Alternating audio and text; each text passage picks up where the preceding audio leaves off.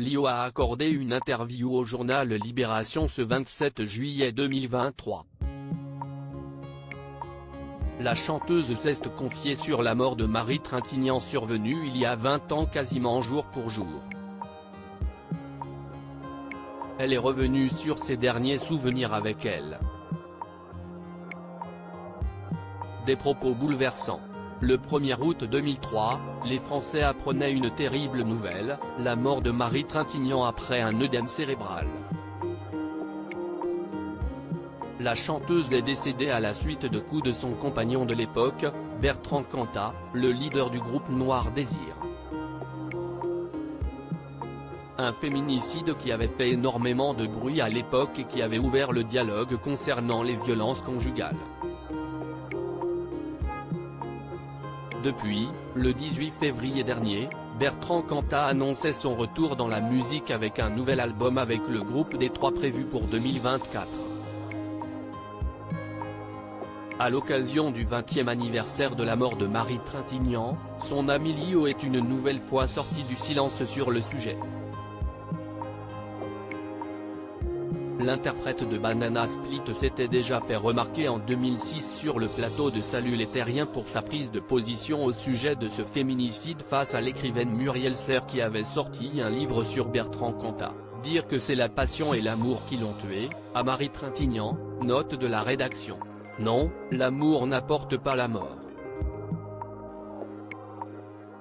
C'est une erreur absolue. Je veux tellement une position qu'elle a tenue et affirmée ce jeudi 27 juillet 2023. Dans une interview accordée à Libération, Lio ne laisse pas de place au doute dès les premières lignes de l'entretien, l'amour n'apporte pas la mort. Très proche de la chanteuse, elle était à ses côtés avant sa mort, à Vilnius où elle tournait un film. Elle en a profité pour faire de bouleversantes confidences sur ses derniers souvenirs avec son amie. Marie était un soleil. Quelqu'un qui aimait les gens avec une tendresse, un amour, une générosité folle.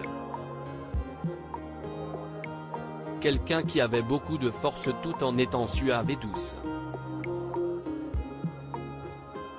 Elle était poésie, une mère incroyable. Il y avait chez elle du jeu, de la légèreté, beaucoup d'humour et une grande liberté. Une intimité qui lui permet de se rendre compte que son amie change, qu'elle n'est plus la même et que son comportement est différent. Ce qui m'avait marqué, si est qu'il l'appelait des dizaines de fois par jour, sans arrêt. Pour ne pas louper ses appels, elle avait mis son portable en vibreur dans ses bottines. Elle disait que c'était de sa faute, qu'elle lui en avait trop demandé. Une emprise toxique qu'elle n'identifiera pas tout de suite, je veux tellement. De sa relation avec lui, je ne savais rien à part qu'elle était très amoureuse. Elle vivait cela comme une grande passion. Je connais très bien ce procédé d'emprise et de manipulation. Cette manière de séduire, de faire le numéro devant les gens pour les avoir sous sa coupe, de faire preuve de gentillesse absolue. J'ai eu le même à la maison. Touchant.